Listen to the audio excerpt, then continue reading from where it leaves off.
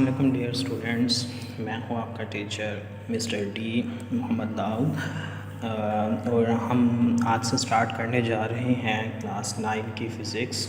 और फ़िज़िक्स में हम पहले मतलब अपने सेशंस में सिर्फ़ और सिर्फ न्यूमेरिकल प्रॉब्लम्स को ही देखेंगे। मतलब हमारा मेन फोकस मेन कंसर्न जो है वो न्यूमेरिकल प्रॉब्लम्स पे ही रहेगा। उसके बाद हम आहिस्ता आहिस्ता चीज़ों को आगे लेके चलेंगे और इस तरह डिफरेंट सब्जेक्ट्स को भी टच करेंगे और उनकी चीज़ों को भी मतलब आहिस्ता आहिस्ता डिस्कशन करेंगे, टॉपिक की डिस्कशन भी होगी। तो न्यूमेरिकल्स के बारे में मैं सबसे पहले आपको बता दूं कि एक न्यूमेरिकल को सॉल्व करने के ना डिफरेंट मेथड्स होते हैं, डिफरेंट टेक्निक्स होती हैं और वो एक से ज़्यादा होते हैं और हो भी सकते हैं। बाज़ में होता है कि शायद ना हो, लेकिन ज़्यादातर होता है कि एक न्यूमेरिकल को सॉल्व करने के लिए एक से ज़्यादा मेथड ज़रूर होते हैं। तो जो मैं यहाँ पे आपको करवाऊँगा या जो आपके क्लास में आपके टीचर ने करवाया होगा, इसका ये मतलब नहीं है कि उन्होंने गलत करवाया है या फिर जो मैं करवाने जा रहा हूँ ये गलत है। मेथड दोनों ही ठीक होंगे, बस उन्हें मतलब कि हैंडल करने का तरीका डिफरेंट होगा। हर पर्सन एक चीज़ को डिफरेंट मेथड से डिफरेंट तरीक़ों से सॉल्व करता है और कर सकता है। एक ही कोई स्ट्रेट फॉरवर्ड पाथ नहीं होता। मंजिल पे पहुंचने के लिए डिफरेंट वेज़ होते हैं, मुख्तलिफ़ रास्ते होते हैं। तो इसके साथ ही हम अब स्टार्ट करते हैं। हमारा सबसे पहला जो है चैप्टर 1 आ जाता है। चैप्टर 1 के हम न्यूमेरिकल डिस्कशन करेंगे। Chapter name physical quantities and measurement. और उसमें यूनिट 1 में सबसे पहले एक्सरसाइज का फर्स्ट प्रॉब्लम है express the following quantities using prefixes. अच्छा जी, ए में 5000 ग्राम्स, बी में 2000000 watt and C 52 multiply by 10⁻⁻10 kilogram and D 2 to 5 cross 10⁻⁸ second. पहले तो पता होना चाहिए प्रीफिक्स क्या है। प्रीफिक्स यहाँ पे क्या है कि जो क्वांटिटीज़ हमारे पास गिवन है, एक यूनिट में गिवन है, इन ये इस वक्त मतलब मल्टीपल्स में गिवन है। स्टैंडर्ड फॉर्म में हम इसे चेंज करेंगे प्रीफिक्स बनाने के लिए। स्टैंडर्ड फॉर्म क्या होती है आपको पता होगा। अगर कोई नंबर गिवन है तो उसे फर्स्ट डिजिट के बाद पॉइंट लगा के चेंज कर सकते हैं। ठीक है, तो पार्ट ए को सबसे पहले हम सोल्व करेंगे। तो पार्ट ए में आ जाता है जी 5000 ग्राम्स। अच्छा जी, 5000 ग्राम है, इसको हमने प्रीफिक्स के साथ लिखना है। हमें ये पता है कि 1 किलोग्राम में 1000 ग्राम्स होते हैं, जिससे कि हम ऐसे भी लिख सकते हैं। तो जो 5000 है हम इसे ऐसे लिख सकते हैं कि 5 मल्टीप्लाई बाई 10⁻³ पहले इसकी पावर हमने चेंज कर दी। तो उसके बाद हमें पता है, जैसे भी मैंने बात की, कि 1 किलो इक्वल टू 10⁻³ तो हम यहाँ पे 10 की जगह पे किलो लगा देंगे, के यूज़ करेंगे जो कि एक प्रीफिक्स है, और ये आंसर बन जाएगा 5 किलोग्राम्स। ये बहुत ही अभी वाले जो हैं न्यूमेरिकल, ये तो सिंपल हैं, बहुत ही ज़्यादा सिंपल हैं। इसमें ज़्यादा कोई कॉम्प्लेक्स चीज़ें हैं नहीं, तो इसमें इशू ज़्यादा नहीं आएगा, ना ही आप होगा। अगर कोई कंसर्न हो, कोई क्वेश्चन हो, तो आप लोग फिर भी पूछ सकते हैं। इसी तरह जो नेक्स्ट है 2000000 वाट, उसे हम इस तरह भी लिख सकते हैं कि 2 मल्टीप्लाई बाई 10⁻6 वाट, जबकि हमें पता है कि 1 m मेगा इक्वल टू होता है 10⁻6 के। तो यहाँ पे हम 10⁻6 को रिप्लेस कर देंगे m के साथ, तो आंसर बन जाएगा 2 मेगावाट, जो कि एक प्रीफिक्सेस फॉर्म में आ चुका है। इसी तरह सी पार्ट है 52 क्रॉस 10⁻10 किलोग्राम्स। अच्छा, अब इसे सॉल्व करने के दो तरीके हो सकते हैं, या हम इसे ऊपर ले जाएं या हम इसे नीचे ले आएँ, या -12 बना के करें या फिर -9 करें। लेकिन यहाँ पे एक और चीज़ देखनी पड़ेगी, यहाँ पे किलो का वर्ड आया हुआ है साथ किलोग्राम का, तो हम क्या करेंगे, किलोग्राम को ओपन करके लिख देंगे। आई थिंक यहाँ पे स्लाइड में थोड़ा सा इशू आ गया, 10⁻³ भी लिखा है साथ और के भी आ रहा है, तो के नहीं आएगा, ठीक है ना। तो के नहीं आएगा, जब 10⁻³ है तो हमने के की वैल्यू पुट कर दी है वहाँ पे। और हमने 52 को 5.2 लिख के एक और 10 सामने लिख दिया, उसे ओपन कर दिया। जब 5.2 को 10 से मल्टीप्लाई करेंगे तो वो दोबारा 52 ही बन जाएगा, सेम चीज़ बन जाएगी। तो हमने उसे अलग करके लिख दिया ताकि हम 10 की जो पावर है ना उसे कम से कम में लें, ताकि हमारा प्रीफिक्स डिसाइड करना इजी हो, क्योंकि प्रीफिक्स ऊपर भी लेके जा सकते हैं, नीचे भी लेके आ सकते हैं। तो यहाँ पे प्लस में पावर हो जाएगी 10 रेज 10 3 और एक 1 4 हो जाएगी, और -10 है तो -6 आ जाएगा। तो हमें पता है कि 10 रेज -6 किसके इक्वल होता है, माइक्रो के। 1 माइक्रो के इक्वल होता है 10 रेज -6। तो यहाँ पे हम फिर क्या कर देंगे, 10 रेज -6 को रिप्लेस कर देंगे माइक्रो से। तो क्या आंसर आ जाएगा, 5.2 माइक्रो ग्राम्स। ठीक है, इसमें उम्मीद है कि अभी तक कोई डिफ़िकल्टी नहीं होगी, ना आपको कोई कन्फ्यूजन होगी। उसके बाद है 2 to 5 क्रॉस 10 रेज -8 सेकेंड। अब इसे हम इस तरह भी लिख सकते हैं 2.25 cross 10 raise 2 multiply by 10 raise -8 second. अब 10 रेज 2 कहाँ से आया है, हमने 2 to 5 को ऐसे समझ लिया 100 से मल्टीप्लाई भी कर दिया है, 100 से डिवाइड भी कर दिया। डिवाइड किया तो 2.25 बन गया, और मल्टीप्लाई किया तो 10 रेज 2 बन गया, क्योंकि 100 को हम 10 रेज 2 फॉर्म में भी लिख सकते हैं। अच्छा, 10 रेज 2 प्लस में है, वो 10 रेज -8 नेगेटिव है, तो ये बन जाएगा 10 रेज -6। और अभी हमने देखा है कि 1 माइक्रो होता है 10 रेज -6 के। यहाँ पे सेकंड मिस्टेक है, सेकंड ज़रूरी नहीं है लिखना। 10 रेज 1 माइक्रो जो होता है वो 10 रेज -6 के इक्वल ही होता है। ठीक है, तो यहाँ पे आप सिंपली 10 रेज -6 ही लिखेंगे, ऐसे लिखना ज़रूरी नहीं है। तो आंसर क्या बन जाएगा, 2.25 माइक्रो सेकेंड। ठीक है, मैंने स्पीड थोड़ी स्लो रखी हुई है ताकि आप अगर नोट करना चाहें साथ साथ तो तब भी कर सकते हैं, वरना आप वीडियो को पॉज करके तब भी चीज़ें नोट कर सकते हैं। इसके अलावा अगर आपको इनके PDF में नोट्स चाहिए हों या PPT फॉर्म में आपको नोट्स चाहिए तो वो भी आपको दिए जा सकते हैं। अगर किसी को चाहिए हो तो वो कमेंट बॉक्स में मेंशन कर सकता है, या फिर ईमेल पे डायरेक्ट मेल करके कांटेक्ट कर सकते हैं। ठीक है, अच्छा जी, सेकंड क्वेश्चन है, how do the prefixes micro, nano and pico related to each other. ठीक है, माइक्रो और नैनो का रिलेशन क्या है, नैनो और पाइको का रिलेशन क्या है, माइक्रो और पाइको का रिलेशन क्या है। ठीक है, तो सबसे पहले हम देख लेते हैं माइक्रो और नैनो का रिलेशन क्या है। माइक्रो का हमें पता है कि 1 माइक्रो इक्वल टू होता है 10 रेज -6, और नैनो जो है वो होता है इक्वल टू 10 रेज -9। जैसे कि आप ऊपर देख सकते हैं 1 micro equal to 10 raise -6 and 1 nano equal to 10 raise -9। So इसी तरह हम लिख सकते हैं 1 नैनो इक्वल टू 10 रेज -9। अच्छा जी, 10 रेज -9 को इस तरह भी लिखा जा सकता है कि 10 रेज -3 मल्टीप्लाई बाई 10 रेज -6। आप सामने अपनी स्क्रीन पे भी देख सकते हैं, इस तरह लिख लिया है। अब हमें पता है 10 रेज -6 तो होता है माइक्रो के इक्वल, तो हम 10 रेज -6 को रिप्लेस कर देंगे माइक्रो से, तो 1 नैनो किसके इक्वल हो जाता है, 10 रेज -3 माइक्रो के। अगर इसे दूसरे फॉर्म में देखा जाए तो ये बन जाता है 0.001 माइक्रो के इक्वल होता है 1 नैनो। ठीक है, अब हम देखते हैं relation between micro and pico. Micro equal to 10 raise -6, जैसे कि हमने पिछले में भी डिस्कस किया, पार्ट ए में भी डिस्कस किया हुआ है। और पाइको जो होता है वो 10 रेज -12 के इक्वल होता है। ठीक है, तो यहाँ पे 1 पाइको इक्वल टू 10 रेज -12 आ जाएगा। 10 रेज -12 को हम ओपन करके लिखते हैं तो ये आ जाएगा 10 रेज -6 मल्टीप्लाई बाई 10 रेज -6।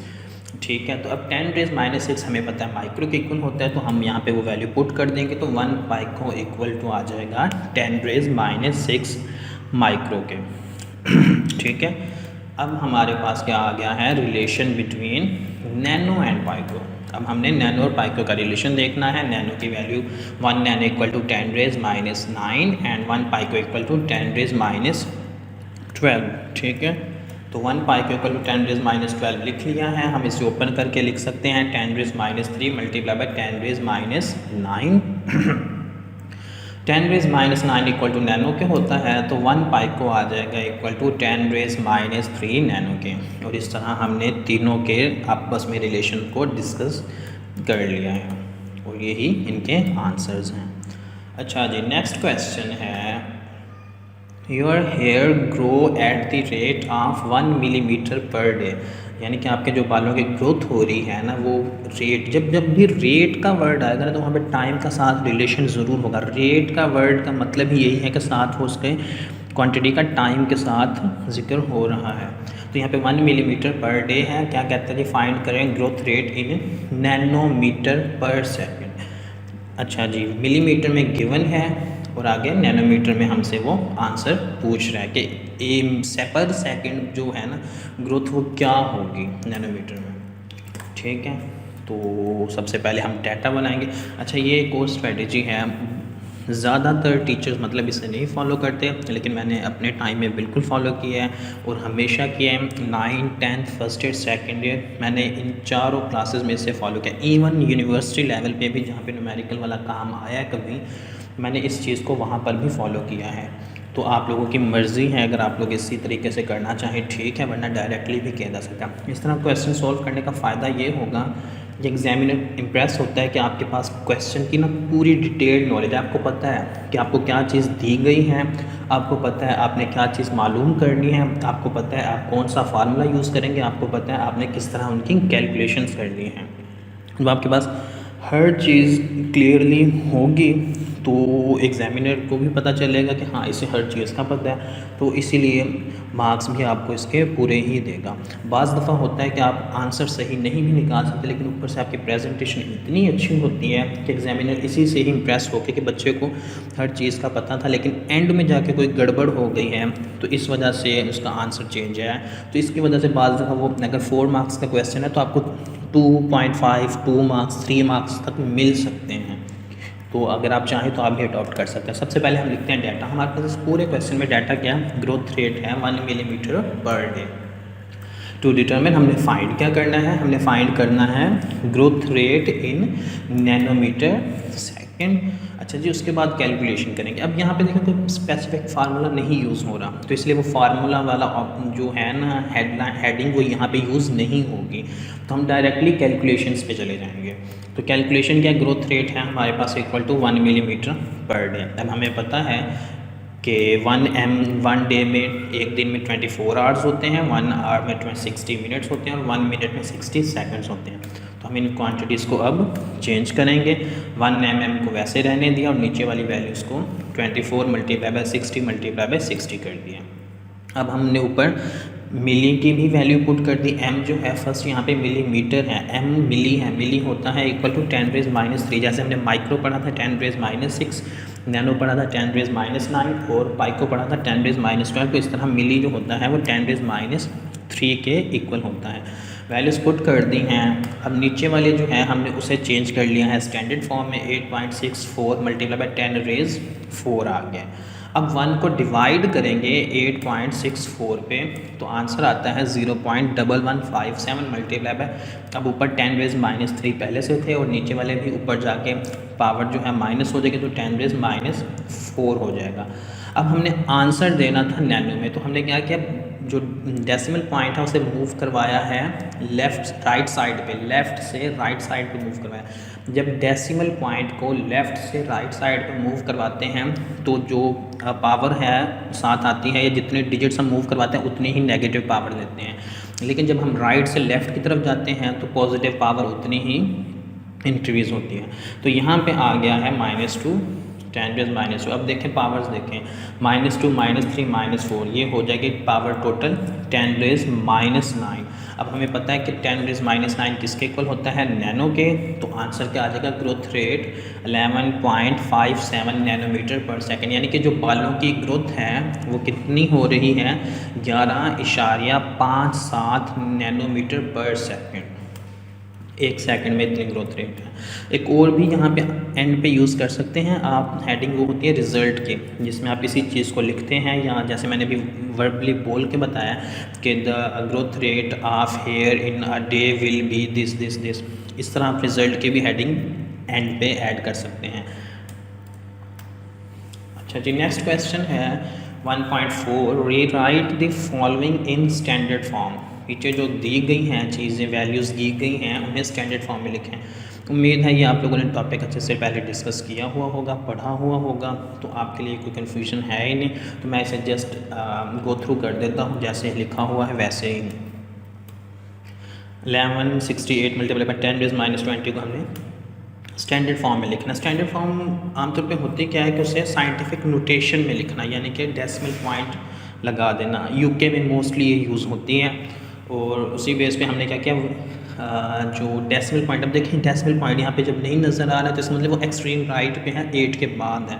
अब 8 से मैंने जैसे कहा था कि जब हम लेफ़्ट से राइट जाते हैं तो पावर माइनस होते हैं, लेकिन जब हम राइट से लेफ़्ट आते हैं तो पावर प्लस होती है। तो यहाँ पे हम जा रहे हैं राइट साइड से लेफ़्ट की तरफ, तो पावर प्लस हो रही है। तो कितने डेसिमल पॉइंट मूव कर रहा है, 1 2 3 पोजीशंस मूव की हैं, तो 10⁻³ पावर आ गई है।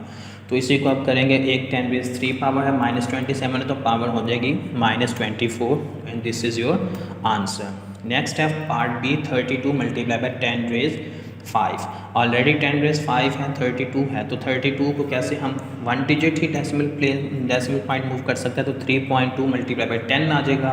तो आंसर बन जाएगा 3.2 मल्टीप्लाई बाई 10⁻⁶। एक चीज़ याद रखें, मैं यहाँ पे 10⁻⁶ को रिप्लेस मेगा से नहीं कर रहा, क्योंकि उसने हमें ये नहीं कहा कि प्रीफिक्सेस यूज़ करने हैं, ना उसने कोई यहाँ पे इस बी पार्ट के लिए यूनिट दिया, ना ए पार्ट के लिए यूनिट दिया हुआ है। तो उसने सिंपली कहा है कि स्टैंडर्ड फॉर्म में लिखना, तो हम सिर्फ और सिर्फ स्टैंडर्ड फॉर्म में लिख रहे हैं। उम्मीद है कि क्लियर हो गई होगी बात। अच्छा जी, सी पार्ट के लिए 725 मल्टीप्लाई बाई 10⁻⁵ है। अब देखें 7 किलोग्राम भी है, तो किलो की भी हम वैल्यू यहाँ पे अगर चाहें तो पुट कर देते हैं, अगर ना भी करें तो उससे कोई ख़ास फ़र्क नहीं पड़ेगा, क्योंकि हमने सिर्फ स्टैंडर्ड फॉर्म में 725 को लिखना है। तो 2 डेसिमल पॉइंट जो 2 प्लेसेस मूव किया है, तो 10⁻² आ गया, साथ 10⁻⁵ है। किलो की जब वैल्यू पुट की तो 10⁻³ आ गया, तो आंसर बन गया 7.25, क्योंकि 10⁻², 2 + 3 5 हो जाएगा, +5 -5 0 हो जाएगा, तो वो ख़त्म हो जाएगा। 7.25 ग्राम्स आपका आंसर आ जाएगा। डी पार्ट देखें 0.02 क्रॉस 10⁻⁸। अच्छा जी, अब यहाँ पे हमने 2 प्लेसेस मूव करवा दिया है स्टैंडर्ड फॉर्म बनाने के लिए। अगर स्टैंडर्ड फॉर्म वाली रिक्वायरमेंट ना होती तो मे बी हम इसे डिफरेंट मेथड से, कोई डिफरेंट टेक्निक से कर रहे होते, लेकिन उसने बात की है कि स्टैंडर्ड फॉर्म बनानी है। तो स्टैंडर्ड फॉर्म के लिए हमने फर्स्ट डिजिट के बाद डेसिमल पॉइंट लगाना। जब आगे कुछ नहीं था तो हमने 0 लगा दिया, क्योंकि 0 की कोई वैल्यू नहीं होती। 2.0 का मतलब भी 2 ही है, सिर्फ हमने उसे स्टैंडर्ड फॉर्म बनाने के लिए 2.0 लिख दिया।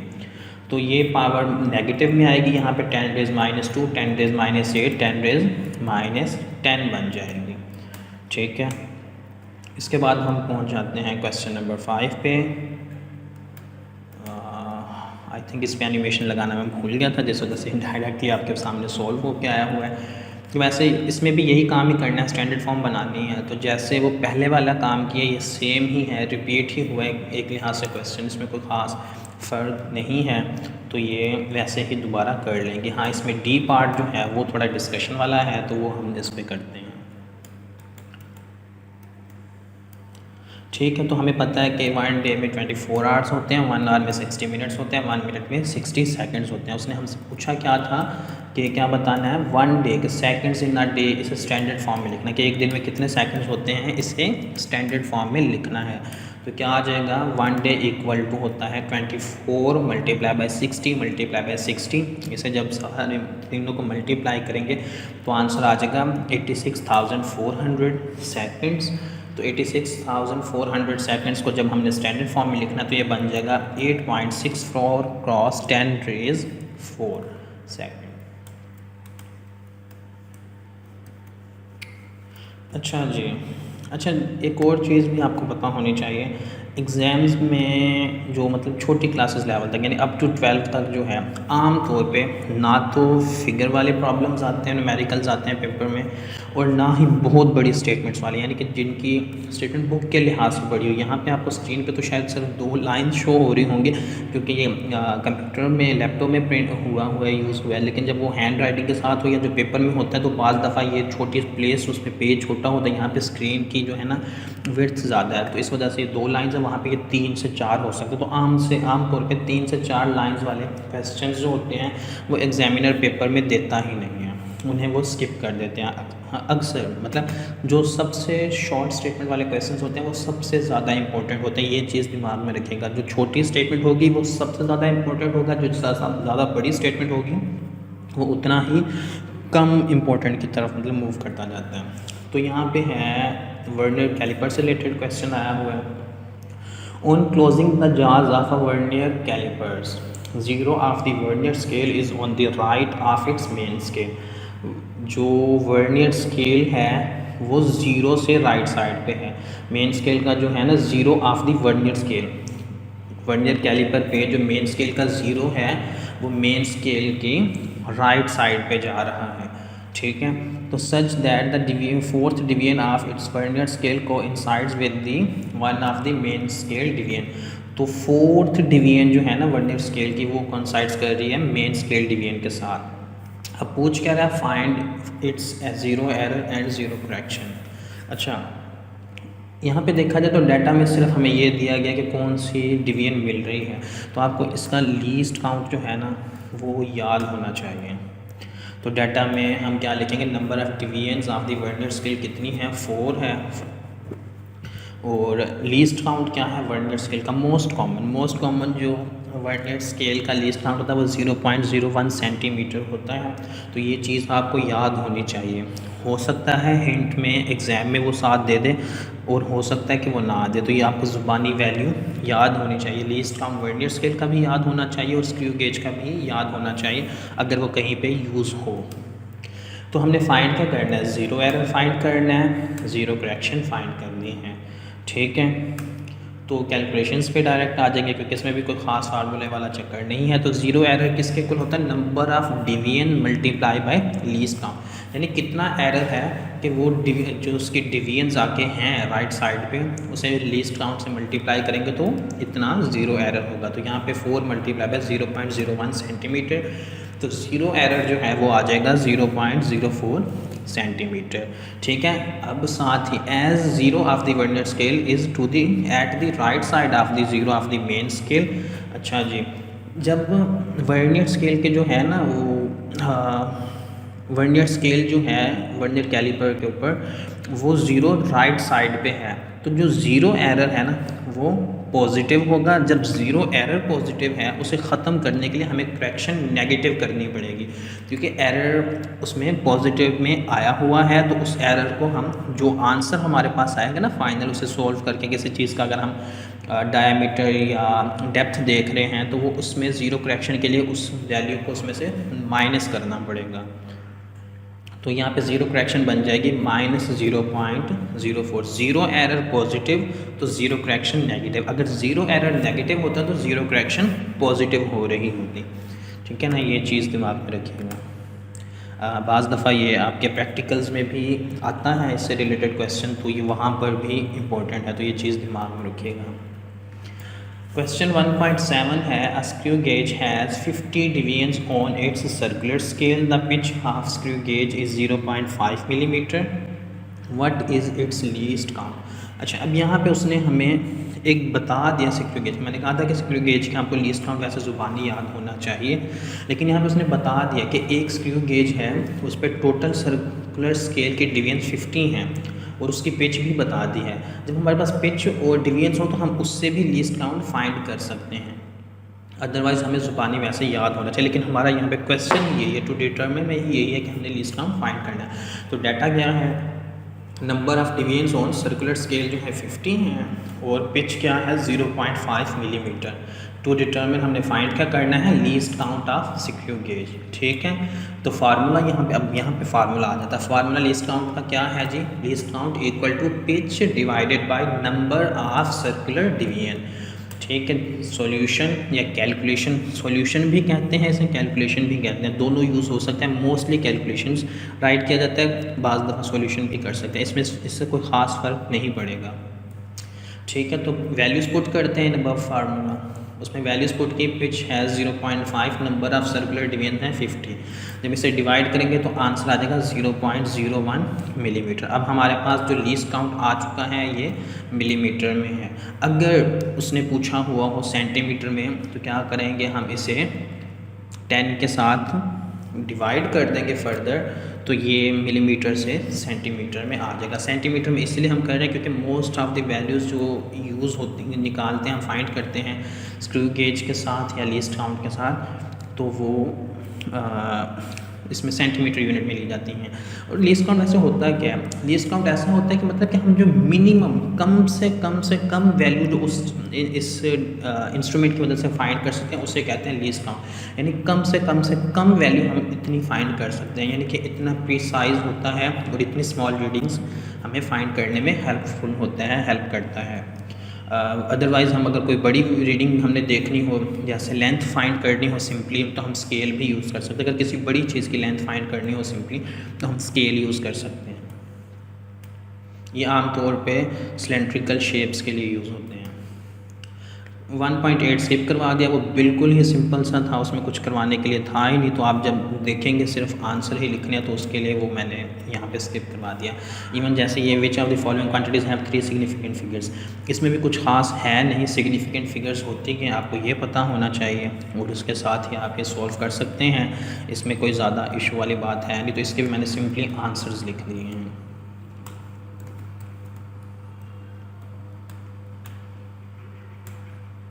अगर फिर भी आपको सिग्निफिकेंट फिगर्स में मतलब कोई इशू हो, ना समझ आई हो, यानी अगर आपको क्लास में जब करवाया गया हो तो ना पता हो, तो आप ये कमेंट सेक्शन में मेंशन कर दीजिएगा। हम इस टॉपिक को डिस्कस कर लेंगे ब्रीफली, यानी शॉर्टेस्ट वे में हम इसे इसकी डिस्कशन के लिए 2-4 मिनट की वीडियो अलग से अपलोड कर देंगे, ठीक है। आ गया जी इस चैप्टर का last problem, last numerical. A chocolate wrapper is 6.7 centimetre long and 5.4 centimetre wide. ये एक प्रॉपर प्रॉब्लम है जिसमें मतलब आपकी सारी चीज़ें हैं, यहाँ पे डाटा है टू डिटरमिन जो है वो हमें पता है, कैलकुलेशंस हैं, फार्मूला है, यानी कि एक ये बिल्कुल एक परफेक्ट न्यूमेरिकल आ गया। जो अभी तक हमने किए हैं वो चीज़ें सिंपल थी, आसान थी, ज़्यादा कम्प्लेक्स नहीं थी। ये एक प्रॉपर न्यूमेरिकल है, जैसे आपके नेक्स्ट चैप्टर्स में आएंगे उस लिहाज से ये एक प्रॉपर वे में न्यूमेरिकल है, जिसमें आप सारी हेडिंग्स यूज़ करेंगे जिनका मैंने आपको शुरू में बताया था। तो डाटा यहाँ पे है, length of chocolate wrapper, width of chocolate wrapper. अच्छा, साथ यहाँ पे मैंने वो किया नहीं है मेंशन, आप चाहें तो कर सकते हैं। लेंथ के लिए L = 6, यानी कि length of chocolate wrapper equal to L equal to फिर आ गया 6.7 मीटर। इसी तरह विड्थ के लिए W भी यूज़ कर सकते हैं। अच्छा जी, अब हमने टू डिटरमिन फाइंड क्या करनी है चीज़, area up to reasonable number of significant figures, ठीक है। एरिया फाइंड करना है सिग्निफिकेंट फिगर्स में, up to reasonable number significant figures में, यानी कि जो एक ख़ास अहमियत का हामिल हो, मतलब एक्स्ट्रा हो, लेकिन वो उससे एक्स्ट्रा होगा लेकिन वो हमें ज़्यादा कोई फ़ायदा नहीं दे रहा होगा। अगर हम उसको स्किप भी करें तो नुकसान नहीं है। तो फार्मूला क्या यूज़ होगा, एरिया ऑफ रेक्टेंगल होता है equal to length multiply by width. तो यहाँ पे क्या लिख लेंगे फार्मूले को, ये जनरल फार्मूला लिखा है। कैलकुलेशंस में ना, सॉल्यूशन में आप पहले दोबारा एक दफ़ा फार्मूला लिख सकते हैं। वहाँ पे फार्मूला कैसे, क्वेश्चन से रिलेटेड कैसे लिख सकते हैं हम, area of chocolate wrapper equal to length of chocolate wrapper multiply by width of chocolate wrapper. मैं यहाँ पे डायरेक्ट ही कर रहा हूँ, putting values in above formula. 6.7 multiply by 5.7, जब इन्हें मल्टीप्लाई करेंगे तो आंसर आ जाता है 36.18 सेंटीमीटर स्क्वायर। सेंटीमीटर स्क्वायर कैसे है कि दोनों का यूनिट cm था, सेंटीमीटर था, जब दोनों को मल्टीप्लाई किया तो वो क्या हो गया, सेंटीमीटर स्क्वायर हो गया। अब हमने इसे रिज़ल्ट वाले में लिखना है, रिज़ल्ट का एक साथ बना लेंगे हेडिंग और उसमें लिखना है।